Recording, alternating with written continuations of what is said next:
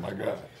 Absolutely. It's always good seeing my guy, and I'm happy for him, the opportunity to do it. Any doubt in your mind he'll make his mark in the front office? No, he'd be great. He'd be great because he gets it. And he gets it, he knows talent, and he knows work ethic, and he knows, basketball people. So, that definitely helps out. So, best of luck to him in his new endeavors, that's for sure.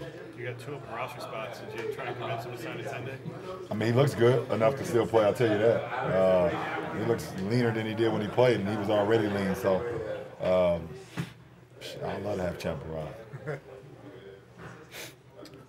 Those first couple games you guys came together, your voice was hoarse from talking on defense so much. Have you guys been talking enough as a team lately, and what can you do in your role to get everybody talking? Yeah, I mean, my voice is kind of, I like how you try to make that, like, now my voice is better, so we're not talking about on defense. So clearly I haven't said anything at all. Yeah. No, I mean, I think defensively we just all have to be more in tune. I think the last 2 games, in the Laker game and the Clipper game, they kind of beat us up in the interior. And obviously we know that's a thing the team's going to do to us right now with, with our guys, our big guys out. So it's going to have to be more of a collective, thing when it comes to defense and putting more bodies on people and getting rebounds and things of that nature. So, but I don't think our defense was that bad against the Clippers. I thought offensively we couldn't make a shot, and our defense broke down in the third quarter in the Laker game when we tied the game up. But other than that, I think we've played some pretty good ball so far.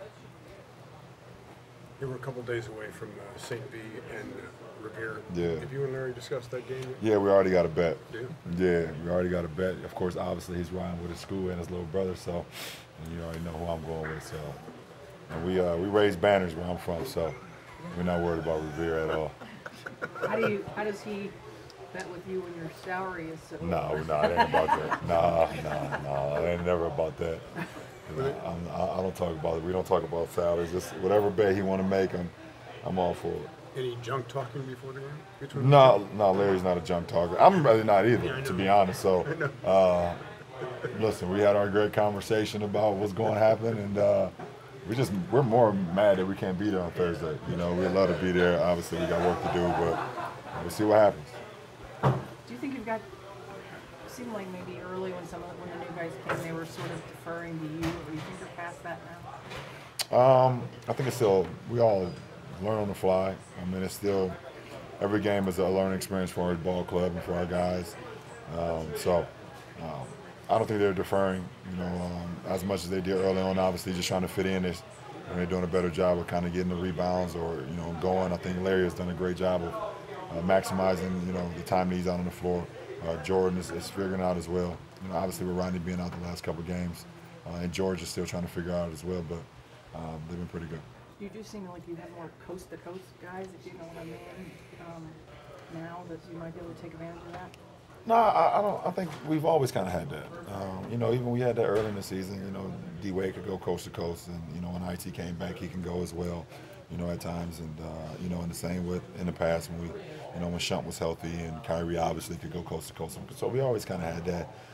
So it helps. It helps when you can get a defensive stop and whoever kind of rebounds the ball can kind of make something happen for themselves or for their teammates. Tonight's game 67 for you guys. You're gonna be 67 or 67. Knock on wood. Who, me? Yeah. Oh yeah, I'm 67. I'm not about to do nothing to shoot around that's gonna stop me from being 67 for 67. How has your training methods allowed you to make yourself available to your team right now? It's every day. It's every day. It's around the clock every single day, working on my body, either with treatment or working on my body in the weight room, continue to build strength throughout the season when everybody else is kind of tearing down. Working on my game on the court, not putting too much pounding on my legs when I'm on the court, but being very efficient. I've kind of figured that out, my 15th season. So, like I said, I'm honored and happy what I've been able to do. I don't take it for granted that I've been available for my team every game, and hopefully I can continue. I've always wanted to ask you, how do you deal with the mental tediousness of every day, every rep, and never getting bored with it? It's very tough and it's very challenging, and I think over time you just kind of learn how to grow with it and how to deal with it when certain situations happen throughout either a team struggling or you're struggling personally or your body feeling fatigued or your mind sometimes feeling fatigued, and how you can deal with it to kind of get refreshed or hit a reset button. So it's very challenging, and you just have to go through it. And there was never someone I could talk to when I was coming up, that was a part of this league that I could kind of lean on. I've learned everything on the fly. And I'm not talking about like the game. Obviously, I've had coaches, I've had teammates, things of that nature. But as far as being an NBA player, how to approach it, how your body and things of that nature, how do you continue to stay consistent. I've learned all of that on my own, all on the fly, because I never had somebody that I could go to. So, and nobody ever kind of lended their hand to me either. So, I've kind of just figured it out. Can you count on one hand the times where you said to yourself, I really don't feel like doing it today, whether it's in the summer or? Oh, yeah. I've had a lot of those times. And then probably like 2 or 3 minutes later, I was like, get your ass up, let's get to work. That's just how I am. I mean, we all feel that way. We're just like, I just ain't got it today. But, as soon as I feel that, I always feel like it was somebody else that was like, well, I got it today, because he may not be getting up. I don't like that feeling. Are you honored to be a leader in the NBA now, to mentor other players? Because you got to learn everything on the fly yourself, and now you can be that person for other guys. I've been that person. Yeah. I've been that person. Everyone has ever come a part of this league. I've had an open door policy. So it hasn't changed. You've been down this far in the season before where you've yet to miss a game. But considering you've never gone all 82, are you close enough now to say that you want to do it once? I want to play every game as it is today. We had 67. I don't know what's going to happen between 67 and 82. I want to be available to my guys tonight. Then we worry about Thursday. Then we worry about Saturday and go from there. So I take one game at a time. And like I told you earlier this season, if my body continues to feel like it is now, then I'll be putting on a uniform. Now that we're almost done with the new revamped schedule of less back-to-backs and everything, do you like it this way of games really every other day, or did you like the old system? There's no great format, and there's no bad format. It is what it is. The schedule, it is what it is. Every other day, you either got back-to-backs, you got 3 and 4 nights. I mean, I think the commissioner and the scheduling committee did a great job of trying to figure things out with this season, given, obviously with the conversation that was going on the last few years.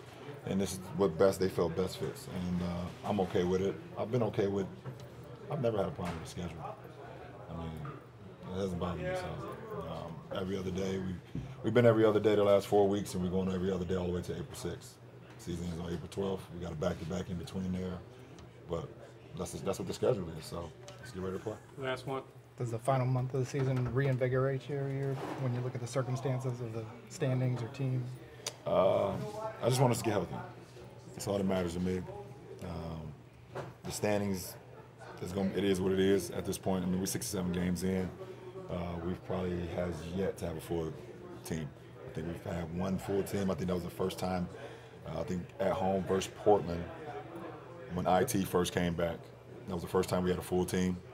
The next game, obviously, because he couldn't play back-to-backs, we went back to not having a full team, and then some injuries happened. We haven't had another full team yet. So I just want us to get as healthy as we can get, so I know, and obviously our coaching staff know, and we all know what we can become. So standings doesn't matter to me. It is what it is at this point. All right. Thanks, For sure. Thanks, bro. Yeah.